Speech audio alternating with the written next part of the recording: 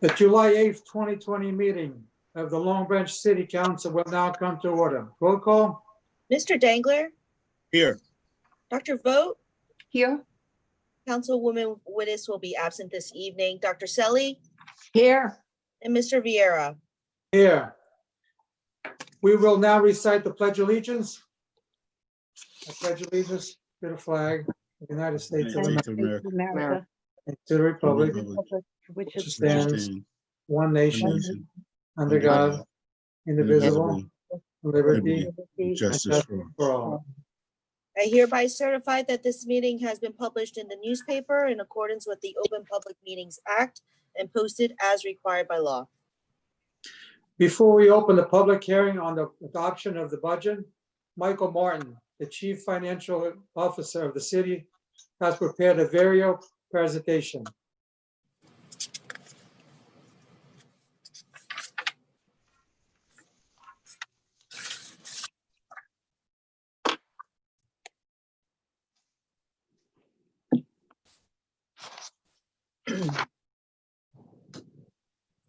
Will, you going to give us?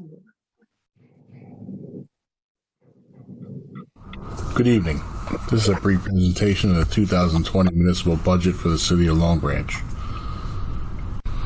I'm pleased to report the estimated 2020 tax rate has not increased over the actual 2019 tax rate. The average assessed value of homes in Long Branch is increasing steadily over the past several years.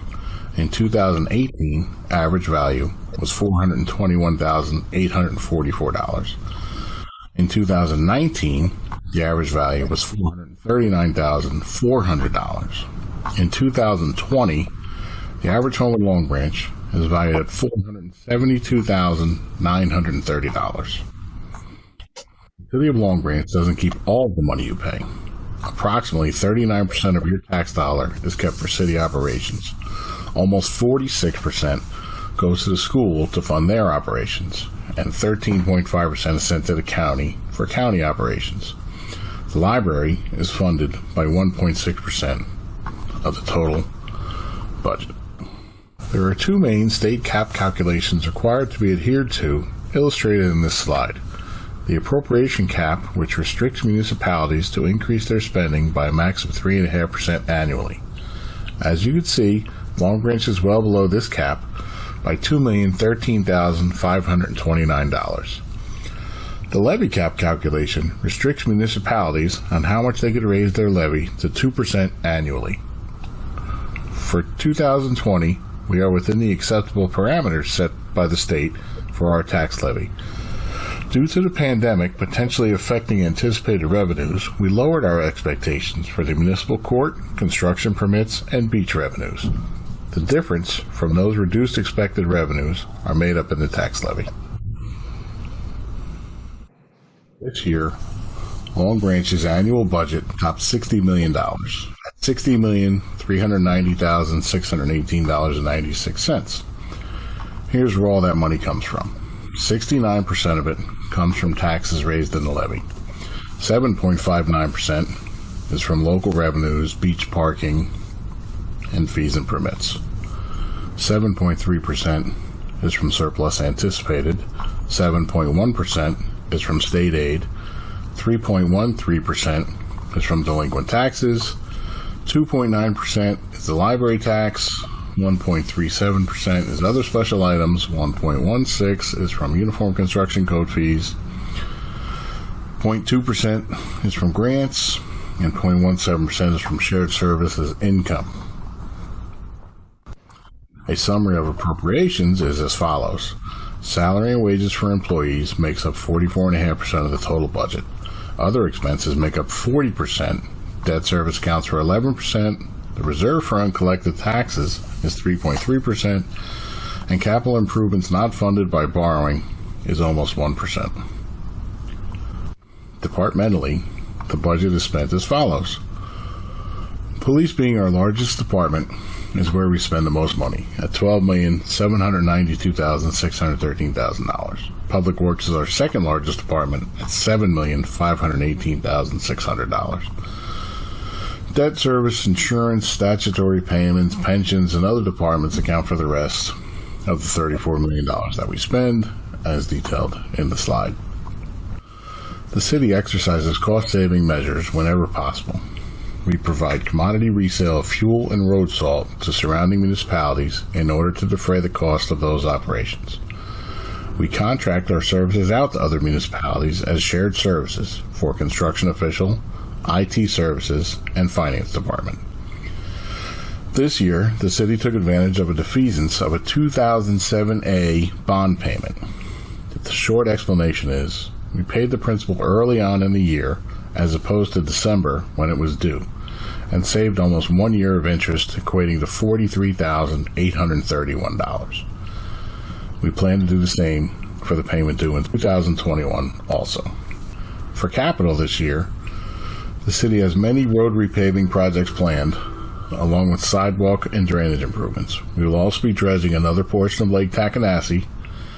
We will be doing major improvements to the 3rd Ave Transit Village area, and we will be renovating our newly acquired building, formerly the Bank of America building. I'd like to point out the benefits of living in Long Branch. We have the lowest priced seasonal beach badge in Monmouth County. We have bi-weekly residential garbage pickup, semi-monthly brush and bulk pickup. Long Branch has a full-time paid and volunteer fire department, a recreation department that offers a multitude of sports and activities with continuing beautification of parks and open spaces. We have a very active senior center with over 900 members. We have year-round festivals, fun days, concerts, and Ocean Fest. We have a full-time health department and a nationally recognized library. This concludes the presentation of the budget. If you have any questions, there will be time for public comment after this. Thank you.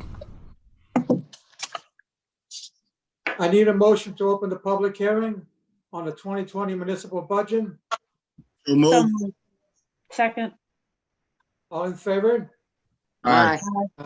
Opposed? If any member of the public has any comments to make regarding the 2020 municipal budget, please dial *9 on your phone and a representative will call you. The last 3 digits of your phone number. When you are called upon, state your name and address clearly for the record. You will have 5 minutes and may only speak once.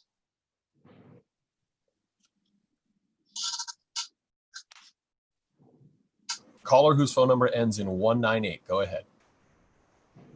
Vincent Lepore, 33 Ocean Terrace, Long Branch. Over the past few council meetings, I've asked the technical questions on the budget that were necessary. This evening, we're going to discuss an Elberon resident named Robert Girardi, who just recently took to social media to display his disgust with the current Pallone administration, like so many others, with the financial picture in this town. In the past 5 years, since 2016, Mr. Girardi's taxes have increased 38%. Yes, 38%. It is clearly understood that the County Tax Board Administrator Matthew Clark's new method of assessment, the ADP, is brutally flawed. And that program has also failed to streamline the appeal process and make the property assessment methodology more transparent. The state needs to adjust the assessment methodology and then immediately implement an assessment model similar to New York City, where the most recent 3-year average of assessments smooth out any spike in valuations. Such a remedy would partially assist Mr. Girardi. Now, however, how does the budget help Mr. Girardi? It doesn't. The flat rate is a joke this evening. There should have been a decline in the rate, a payback to the taxpayers with all this crowded redevelopment.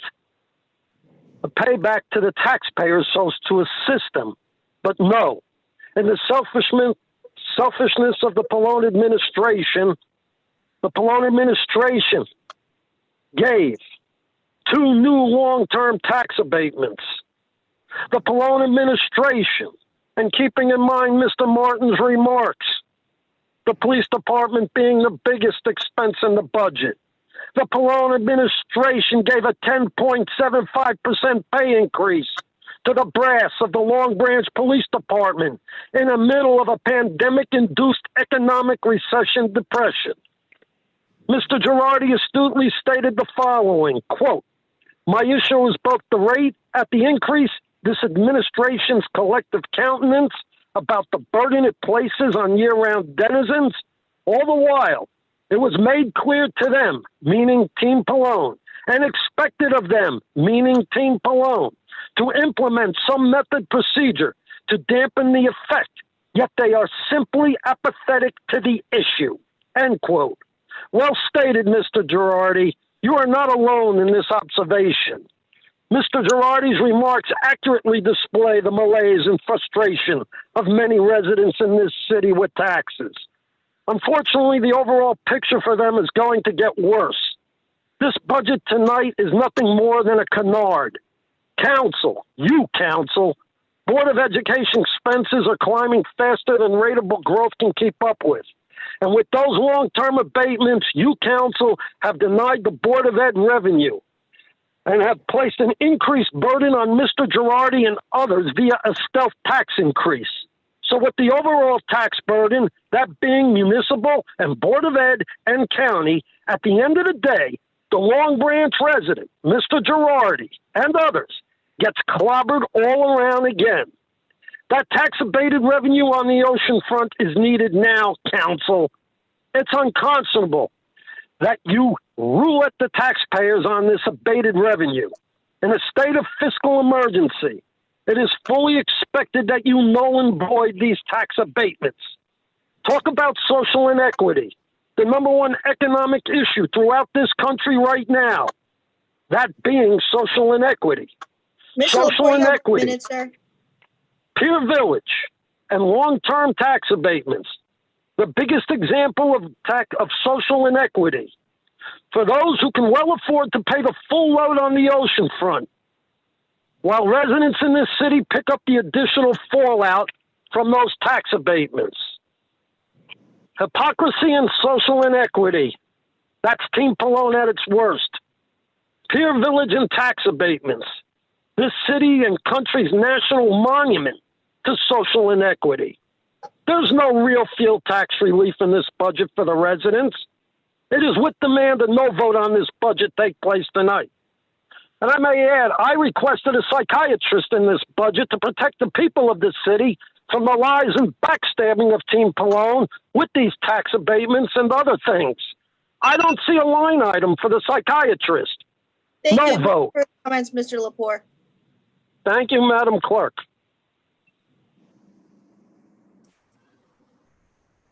Caller whose phone number ends in 350. Go ahead. Yeah, Ernest Mignoli, born in Long Branch. I have a home in Asbury Park now. Born at Deal Lake Drive, Asbury Park, New Jersey. It's a hard act to follow, and I have to say I'm quite impressed. I guess I could just say ditto to Mr. Laporte's presentation, because I don't think I could do it that well, that factual, that research, that cogent, and that truthful. It's magnificent. And I'd like to ask if when the budget was just read, was that a recording of Mr. Martin? What? Yeah, that why? was a video. That was a video that Mr. Martin made earlier. Yeah, why would he do that? Because Why, technically, why? Is he at the meeting? Is he in the meeting now? Yes, he is. Well, why can't he speak impromptu like everybody else? Does that mean I should prepare a video when I call in? Would you accept that? I don't think so. I mean, that's ridiculous. A video? And who believes a word he said? Not me. Not anybody. Who's he going to blame it on? All those misfacts. The video? It wasn't me. It was the video. Anyway, $12.7 million for the Long Branch Police. You're strangling the city with police who have an excessive record of excessive force crime and corruption within.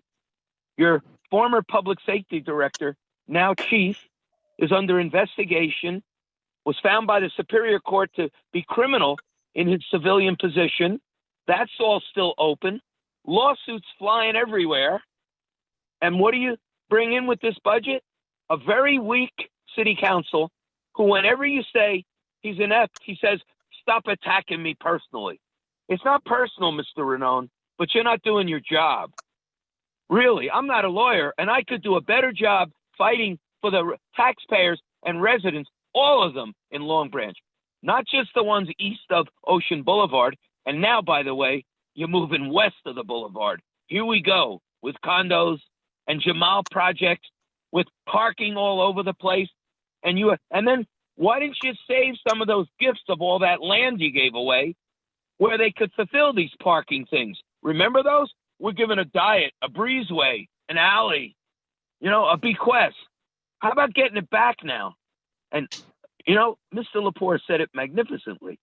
Now is the time under this pandemic and fiscal emergency to start yanking some of those ludicrous and questionable things that spawned from Operation Bidrig in 2002, which gave us this master redeveloper and this redevelopment plan, which is fleecing the city and good people I grew up with. Good people, family people, kids. The school's out of control, right? And what do you talk about? Picnic benches and putting picnic tables in front of that silly looking Wave Hotel. That thing should be turned into a parking garage. It's hideous. It's a disgrace. And I hear we're going to get more waves now. It's unbelievable. How do you approve this budget should be tabled and the public should be able to come in there. Well, we can't come in, but we should have all the documents. No fishy thing with Mr. Martin, who he's making videos. We want to ask him directly, not off a video. Mr. McNolly, you have 1 minute, sir. 12 million, right? 46% for schools, right? Look what's going on in the Long Branch schools. Do I have to be the one? I know you like to brag, really? But look at the numbers. Look at the statistics. Look at the school report card. Look at the issues. You've had murders, right? It's been asked, why did you get rid of the school psychiatrist? Who knows? To save money, to pay for the police raises. Well, you got rid of the psychiatrist, and then you had Long Branch students murdering each other on Van Pelt, shooting each other on Morris, right? Did you ever think if that psychiatrist was there, all of this could have been prevented? So, along with Mr. Lepore, I'm thinking you need a psychiatrist back in the school, a psychiatrist back in the police department at that timeout, whatever that thing is, Cabbage Patch room that you opened up to help the police stop mental illness and killing themselves. That's our Thank you fault. for your comments, Mr. McNolly. Council President, may I just wanted to address Mr. Brignoli's first question. Mr. Brignoli, if you're still on, as you know, Mr. Martin has been here since the beginning of the meeting, the start of the meeting, and he's here to answer any question live. The reason there was a pre-recorded video is that Zoom has technical limitations. As you may know, for the past several years, Mr. Martin has always made a PowerPoint presentation, when the budget is being considered for adoption. We had to do it this way because we couldn't put up the slides with him talking at the same time.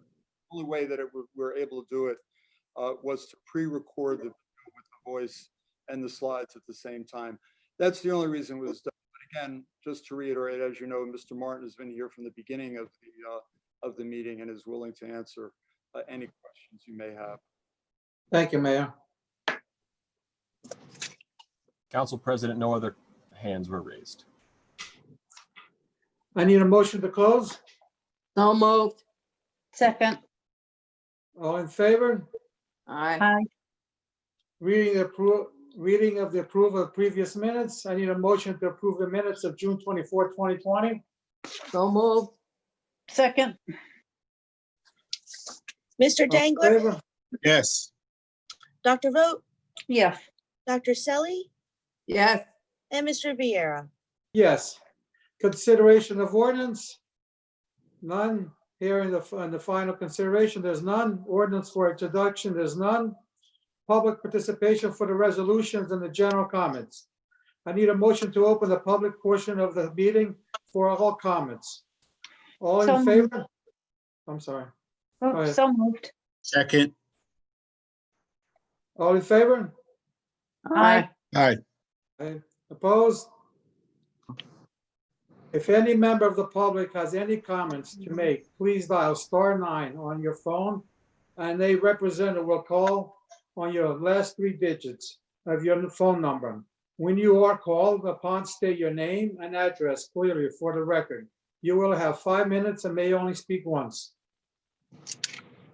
Caller whose phone number ends in 385. Go ahead. Laura Tarlow, 52 Baruch Drive. Thank you for the presentation on the budget. It's nice to see that the rate has decreased. However, with the assessed value up, my takeaway is that our out-of-pocket tax payments will in fact increase. The mayor has done previous presentations outside of town council on different topics. I'd like to ask the mayor if he, along with Mr. Jackson, Mr. Martin, could present in layman terms in a separate Zoom meeting how the assessment process is done so that we as taxpayers can understand. Thank you. We have Mr. Buto with us, who's the tax assessor in anticipation of a call such as yourself. Mr. Buto, can you please? Certainly, Mayor. On an annual basis, the city undergoes a reassessment, and that process involves a partial inspection of properties throughout the city and a review and revision of any assessments in accordance with the market data review. And I'd be happy if you want to call the office to go into greater detail regarding the sales that were utilized within your neighborhood. Are you also the assessor? You do that as well as to represent the town? No, ma'am, I'm employed by the town. I'm an employee of the city, rather. So all our reassessments are done by city employees. We do not utilize any outside services in the establishment of the values. Seems to be a conflict of interest. I just came from another town in Westfield that had utilized a third-party service to provide those assessments and an appeal process in place. It doesn't seem that you are set up the same way, and there may be a conflict here.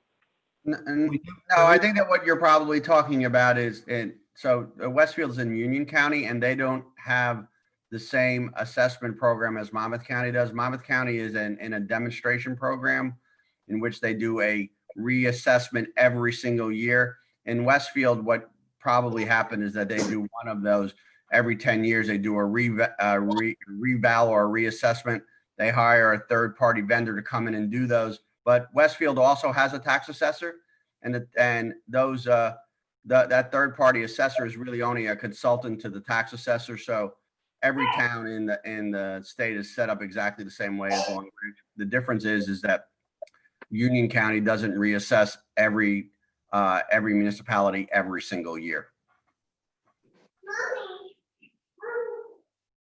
Thank you for the clarification. You're welcome.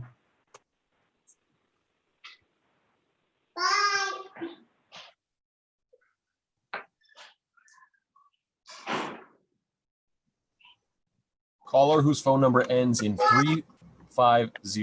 Go ahead.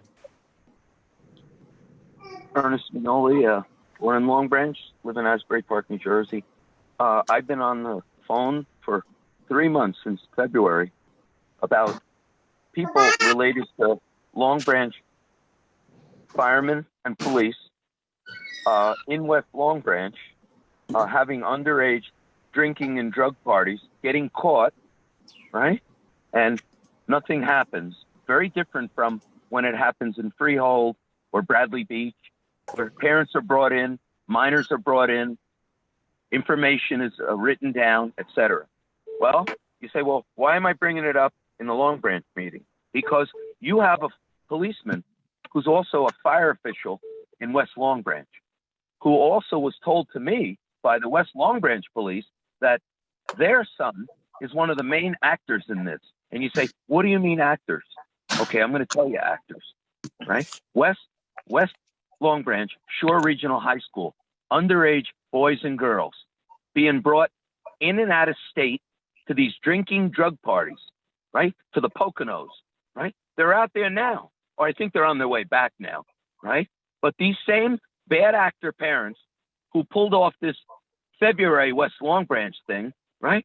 Organized one now to enable these kids to go out to the Poconos and rent who knows how much expensive houses. They're not following COVID. They're young kids under the age, Shore Regional High School boys and girls, with a lot of parents of cops, firemen, politicians. And I had one cop in West Long Branch tell me, hey, you be careful what you're saying. It's one of my kids. You think I care? It's his kid? Why doesn't he do something about it? Why does the West Long Branch chief hang up on me? Why does that no good? Well, I take that back. I'm sorry. I don't want to say no good. But your internal affairs guys now, Captain Bard, he's worse than what Schneider had. And now I find out he's a big Schneider guy. That's why he covers this up. And today, when I was pleading to help those children, he said to me, go on. That last one never happened in West Long Branch. Go on. You're a liar, and you're going to be convicted of filing false police reports. And he started reading out a jail term to me. Really? Josh Bard going to read a jail term to me? Really? Really? How about the recordings I have of him trying to ask me to get information to help him get Chief Roebuck? Come on, Joshua Bard. Threatening me? I don't think so. I'm trying to help the kids. And Mayor, why don't you jump in like I called the Shore Regional principal, who blew me off too. And no matter who you call, the Long Branch school principal, the superintendent, the whatever, these kids are out of control by their parents. Their parents are turning them into drug addicts, sex fanatics, risky COVID violators, drunks. What else? And what do you talk about? The best library in the country. You're all in the twilight zone.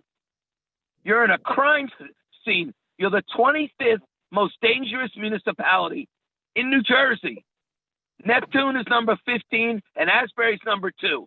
And that's confirmed by the Attorney General, who else? The FBI. In Asbury, the 10th of December, 2019, at a town hall meeting. And what do you do about it?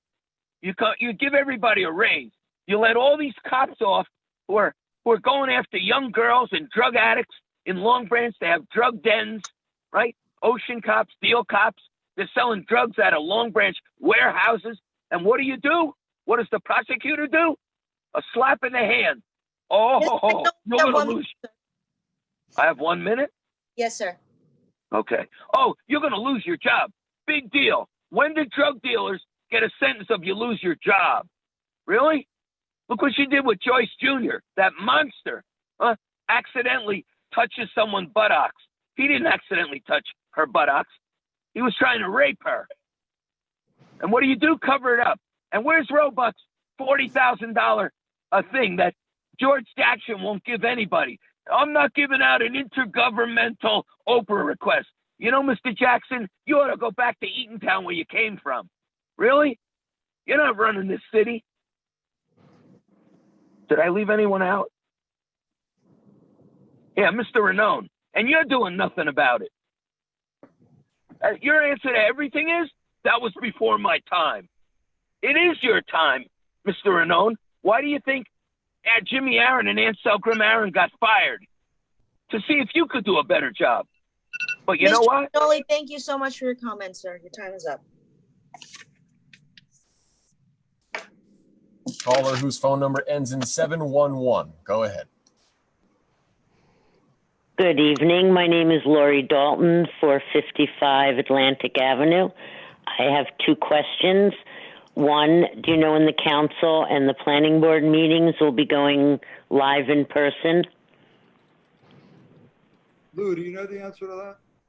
When the planning board meetings are going live, no, I don't. How about the council meetings? Are they still going to stay Zoomed? We're working on that, Lori. We haven't come up with a date yet, but we're working on that. We're planning to go back soon. Okay, my second question, is there any update on the pool timeline given the CAFRA approval? Laura, do you know, our engineer is on the line too. Laura, is there any update on that? No, other than the developer is still working to secure. Obviously, there's construction permits that need to be applied for and obtained before they can break ground with the work. And also the freehold soils application and certification is still pending. So those are required before they could start really digging and getting into the work. Okay, thank you very much. You're welcome. Have a good evening. Bye. Thank you.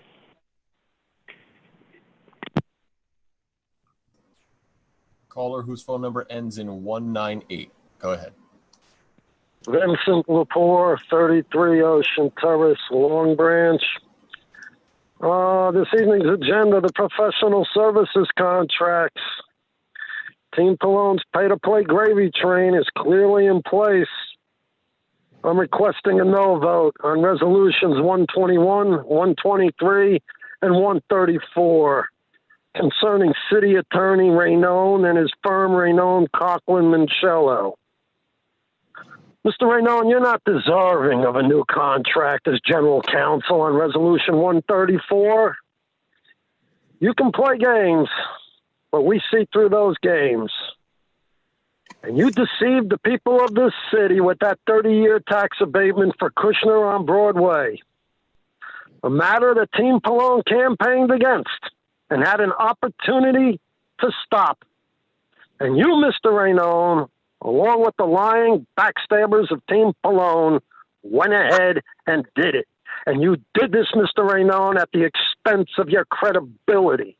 When people say you're worse than the former city attorney, Aaron, they're on the right track. Again, I'm requesting a no vote on those resolutions.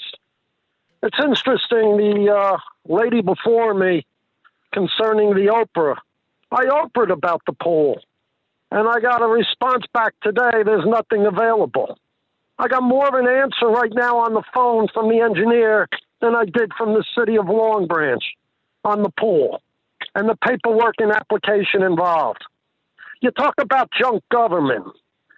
The other Oprah I submitted concerning the Garden State Strategy Group and their report, the $43,000 taxpayer-funded Oprah. The response from the city, quote, the requested item is not a public document.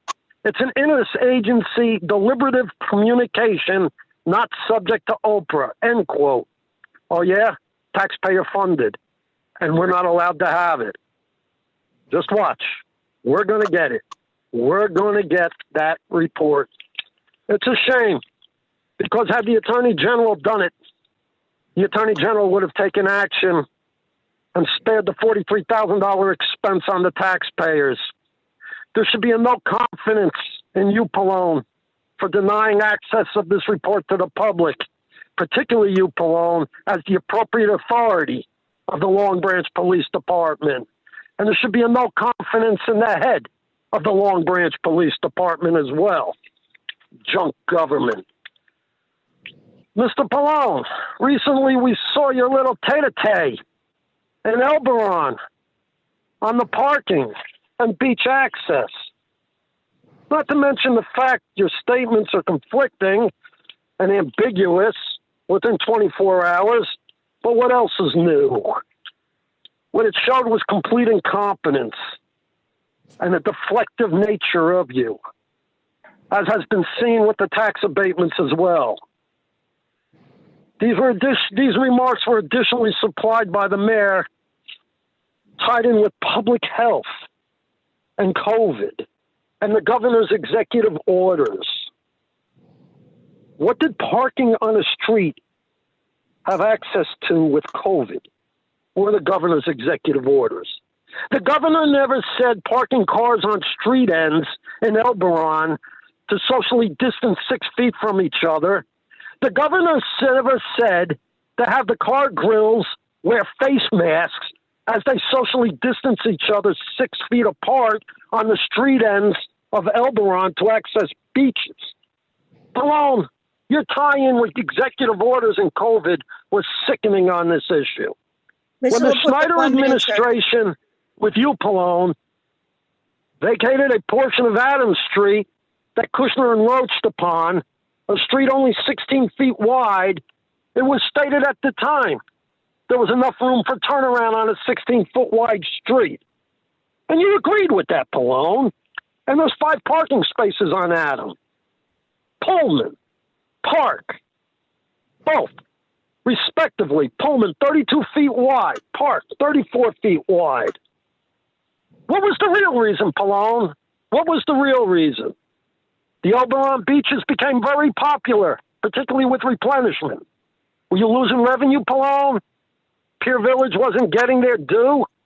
I stated at the master plan update, Elberon will be the new frontier for an ocean city for Long Branch. And the people going to the Elberon beaches now are rubber stamping that statement. It's coming. And the master plan is a vision. And that vision for the Elberon oceanfront is an ocean city. Let the people have access to the beaches of Elberon. Despite you, Pallone.